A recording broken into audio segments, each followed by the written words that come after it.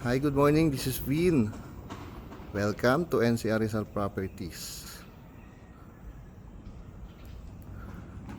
Dito tayo pumasok. Okay. Yung mga naghahanap po sa inyo dyan ng gusto malapit sa Marcos Highway, malapit sa LRT, yung mga anak nag-aaral po ng Ateneo. Ayan. Ito po, baka po pwede sa inyo to. Kita nyo naman yung parking space pa lang. This is good for 2 SUVs. Kahit anong sakyan po, kasya po yan. Yan, haba na ito. Ganda ng space ng parking. Tapos, half covered na rin. Okay.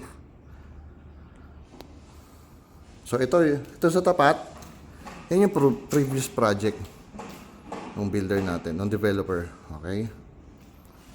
Tara, pasok muna tayo.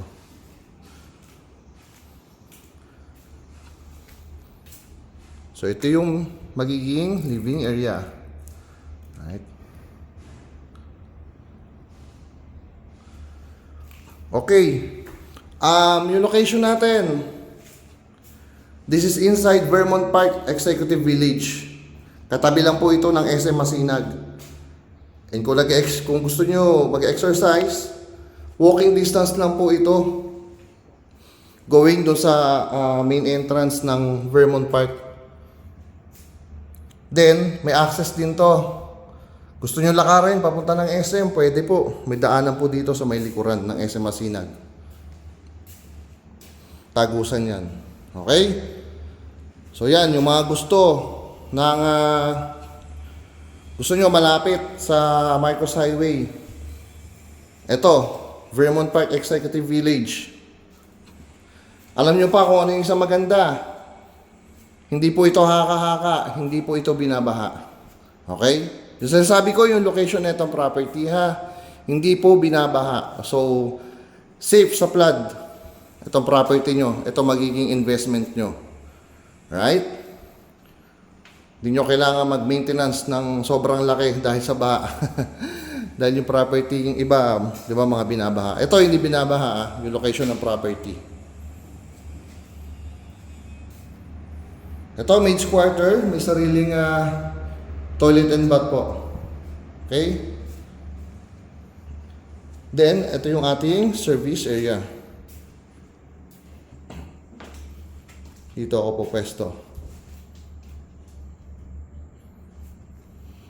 Then, ito yung ating magiging dining area.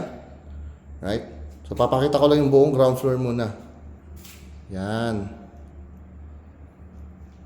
Quality po ito. Subukan na tong builder na to. Meron na ako naging buyer sa kanila. And yung buyer ko rin ang nagsasabi na hindi po binabaha. Hindi sila inaabot ng baha. So, yung ibang part ng Vermont Park, binabaha, pero ito hindi po binabaha. Kahit nung ano bang bagyo. Karina, yan. I think nandito na rin yung buyer ko nung Ulysses yata. Ayan. So, sila naman yung nagsasabi sa akin na hindi sila binabaha. Dahil kinakamusta ko naman sila. Ayan. So, ito, powder room. Ito sa ilalim ng hagdan yung ating storage room. Okay? Usually, ganoon naman talaga. Nasa ilalim ng hagdan yung storage area. Isa pa. Ayun yung ating service area. Sa tapat nito, dining area.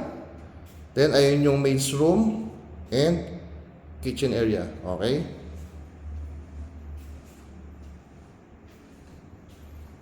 Solid to.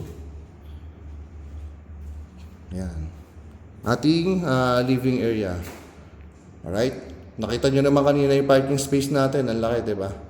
Sige, akit tayo sa second floor. O, yung price natin dito, current price is 13.5 million. Okay? 13.5 million.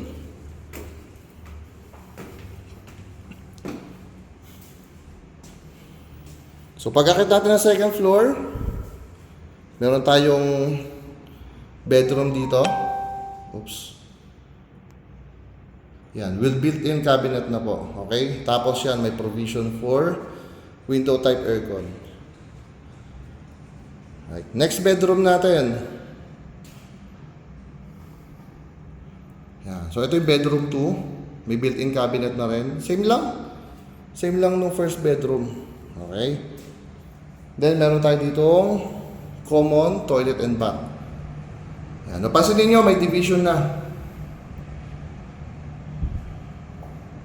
Nakahiwalay na yung bathroom area dito sa may toilet. Tsaka hindi yan simpleng division ha. Solid yan. Hindi po yan glass. Okay. Then ito yung family area natin.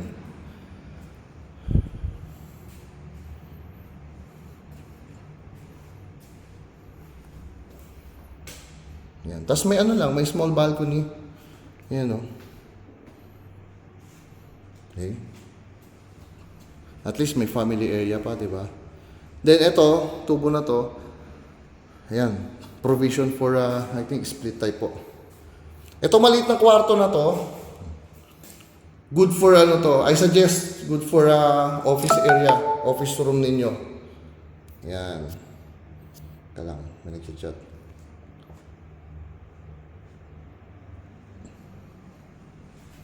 Tara, akit tayo ng third floor.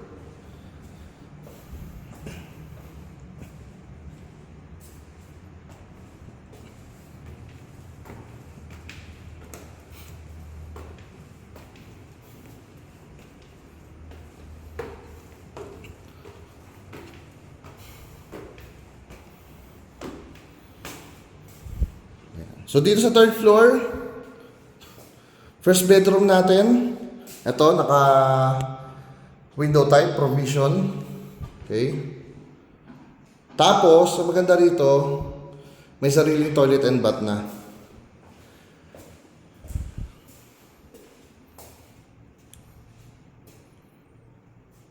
Okay.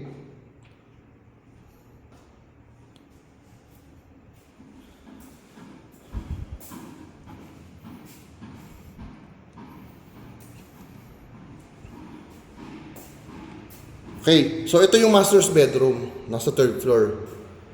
Yan.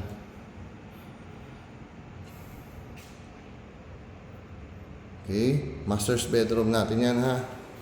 Then, meron siyang toilet and bath tsaka walk-in closet. So ito yung toilet and bath.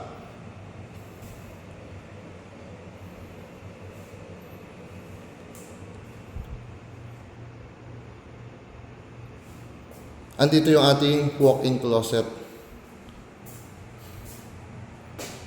Okay?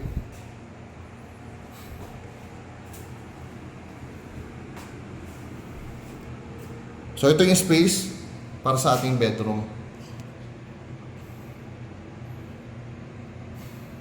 Right?